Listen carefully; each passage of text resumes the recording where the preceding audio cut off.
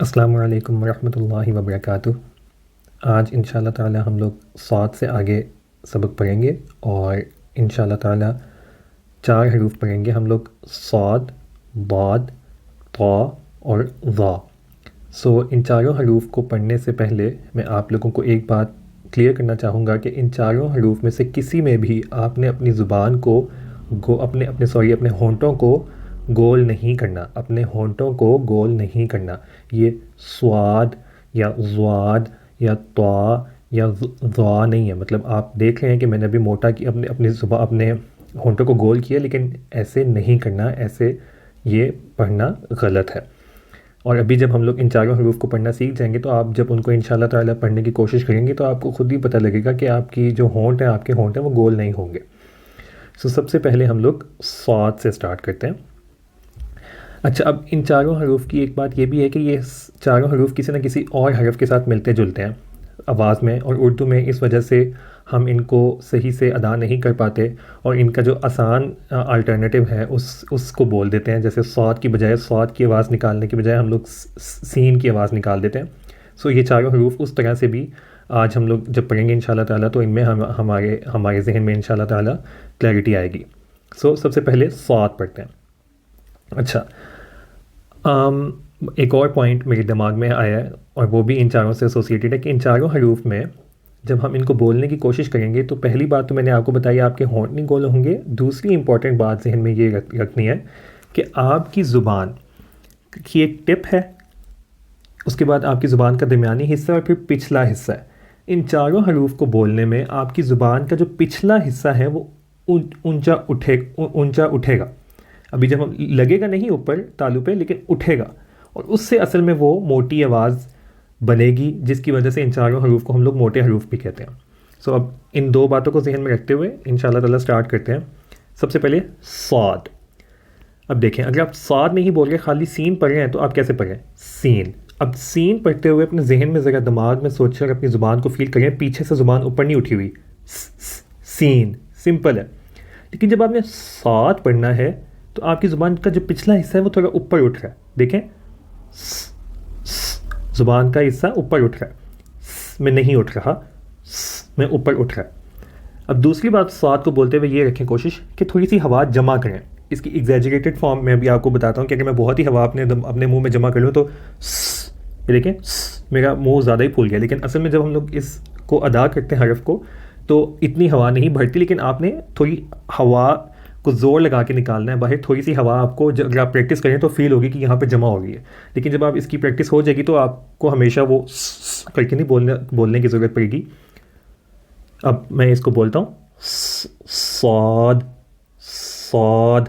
देखिए, स्वाद नहीं, स्वाद। सालिहीन, अब्दुस्सबूर, सालिह सालिह। ठीक है, साद। अब इसके बाद आते हैं अगले हर्फ पे, दाद पे। अगर मैं आपको अपनी सच्ची बात बताऊं तो मुझे एक दाद और एक ज़ा, पर्सनली ये दो हर्फ मुझे सबसे ज़्यादा मुश्किल मतलब इनको अदा करने की कोशिश करता हूं मैं, और मुझे पर्सनली लगता है कि अभी भी मैं ज़ाद को या दाद को मैं सही से हर दफ़ा प्रोनाउंस नहीं कर पाता हूँ। लेकिन इंशाल्लाह ताला मैं आपसे पूरा प्रोसेस शेयर करूँगा और मैं आपसे हम इंशाल्लाह ताला कोशिश करेंगे कि इस हरफ को भी बेहतर से बेहतर तरीके से हम लोग अदा कर सकें, क्योंकि यही हमारा मकसद है कि हम लोग इन हरूफ को अच्छे तरीके से अदा करें ताकि कुरान मजीद को सही तरीके से पढ़ सकें और अल्लाह ताला हमें अच्छे से ज़्यादा अच्छा, बेहतर से बेहतर अजर दे सके। अब देखते हैं कि दाद को कैसे अदा करना है। पहली बात, अगेन ये दाल नहीं है। अब इसको भी अगर आप नॉर्मली सुने तो मतलब दालीन आपको ऐसा लगता है शायद दाल से बोला जा रहा है, या मतलब ज़ालीन, या कोई बिल्कुल इसको ज़ा या इस तरह की आवाज़ में प्रोनाउंस करते हुए भी आपने सुना है। लेकिन असल में अरबिक में इसको प्रोनाउंस करने के लिए कुछ स्टेप्स हैं जिनको हम लोग फॉलो करने की कोशिश करते हैं। सबसे पहले तो ये पहली बात अपने दिमाग में रखें, अपनी जो ज़ुबान है उसको साइडों के जो दांत हैं 4-5 आपके, उनके साथ जोड़ लें। थोड़ा ऊपर वाले जो दांत हैं मैंने जोड़ लिया, ठीक है। दूसरी बात, अगेन ज़ुबान का जो पिछला हिस्सा है वो ऊपर उठेगा। और तीसरी बात, ज़ुबान की जो टिप है वो दांतों के पीछे ऊपर तालू पे लगेगी। लेकिन द नहीं निकालना, दाल नहीं निकालना, आपने सिर्फ ऊपर रखना है और थोड़ी सी जगह रखनी है ताकि आप हवा को पुश आउट कर सकें और उससे आपकी ये आवाज़ निकलेगी। अब मैं कोशिश करता हूँ और आप मेरी आवाज़ सुने इंशाल्लाह ताला। देखें, पहले मैंने अपनी ज़ुबान जोड़ी है ऊपर चारों दांतों पे, पीछे से उठाई और ऊपर आगे लगाई, दाद दाद वल दालीन। ठीक है, इसी तरह से अब हम लोग अगले हर्फ पे चलते हैं। आई होप कि आपको बात जो है वो क्लियर हो गया है और आप मैंने जो स्टेप्स आपको समझाए हैं आप उनको फॉलो करें और मज़ीद बार बार प्रैक्टिस करें। इंशाल्लाह ताला आप बहुत अच्छे तरीके से बात बोल पाएंगे। अच्छा, अब चलते हैं ता पे। अब अगेन ता किससे मिलता जुलता हर्फ है? ता से। यह आपके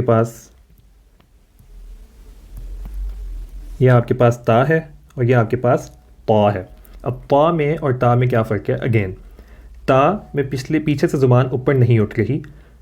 ता बोलने के लिए आपको पहला काम क्या करना है? पीछे से ज़ुबान ऊपर उठाएं, थोड़ी सी लगानी नहीं है, ऊपर उठानी है। और दूसरी बात, जिस तरह साद बोलते हुए हम लोगों ने यहाँ पे हवा जमा की थी, अगर आप इसको जब सीख रहे हैं इसको बोलने के लिए ता को, तो आप ता में भी फील करेंगे कि यहाँ पे थोड़ी सी आपकी हवा भर रही है ता। लेकिन जब आपको प्रैक्टिस हो जाएगी तो हर दफ़ा इतनी हवा यहाँ पर आपको भरने की ज़रूरत नहीं पड़ेगी। ताहिर ताहिर, बिल्कुल ते की जगह पर आपकी ज़ुबान लग रही है लेकिन पीछे से ज़ुबान उठी हुई है, थोड़ी सी कर्ल हुई हुई है, जिससे वो मोटा ताहिर तय्यब तय्यबा वो जो है आपके वर्ड्स जो हैं वो अदा हो गए हैं। उसके बाद फाइनली है हमारे पास ज़ा। अच्छा, अब ज़ा को बोलने के लिए ज़ा बिल्कुल वैसे सामने से आपकी जो आवाज़ निकलेगी ज़ुबान की, वो उस तरह से ज़ुबान आपकी सामने दांतों के पीछे उस तरह से लगेगी जिस तरह सा और ज़ाल बोलते हुए लगती थी। लेकिन अगेन फिर वही बात आ गई कि फ़र्क क्या है? आपकी ज़ुबान पीछे से ज़ाल बोलते हुए उठती नहीं है, लेकिन ज़ा बोलने के लिए आपने पीछे से अपनी ज़ुबान को ऊपर उठाना है, उससे आपकी वो अगेन मोटी आवाज़ निकलेगी ज़ा ज़ाहिर। सो अगेन ज़ा बोलने के लिए सामने से ज़ुबान वैसे ही पास लाए जैसे ज़ाल के लिए लाए थे, लेकिन ज़ुबान पीछे से उठाई ऊपर और ज़ा ज़ा। देखिए मेरा फिर होंठ गोल नहीं हो रहे, ज़ुआ नहीं, मैं ज़ुआ या ज़ुआ नहीं बोल रहा, ज़ा ज़ा ज़ाहिर। ठीक है, सो ये 4 हरूफ आज मेरा गोल था कि हम लोग कंप्लीट करेंगे और मैं एक दफ़ा इनको आपके लिए दोबारा से चारों को क्विकली अदा कर देता हूँ। हम लोगों ने की पॉइंट्स क्या याद रखने वाले हैं कि इनमें हमने होंठ आगे से गोल नहीं करने। दूसरी बात जहन में रखने वाली है कि चारों को अदा करने के लिए पीछे से ज़ुबान ऊपर उठती है और बाकी के स्टेप्स मैंने आपको इन चारों हरूफ के अलग अलग समझाए और अभी मैं इनको अदा करूँगा। बिस्मिल्लाहिर्रहमानिर्रहीम। साद साद दाद दाद ता ज़ा। आप लोग भी इंशाल्लाह ताला प्रैक्टिस करें और इंशाल्लाह ताला मुझे उम्मीद है कि आप इन हरूफ को अच्छे तरीके से अदा कर पाएंगे और इनको अदा करने से आपका कुरान मजीद को पढ़ने का तलफ़्फ़ुज़ जो है वो भी बहुत अच्छा हो जाएगा। सो आज के लिए इतना ही। आइन से आगे हम लोग नेक्स्ट सबक में कंटिन्यू करेंगे। अल्लाह ताला हमारी एफ़र्ट को कबूल करे। अस्सलामु अलैकुम वरहमतुल्लाहि वबरकातुहू।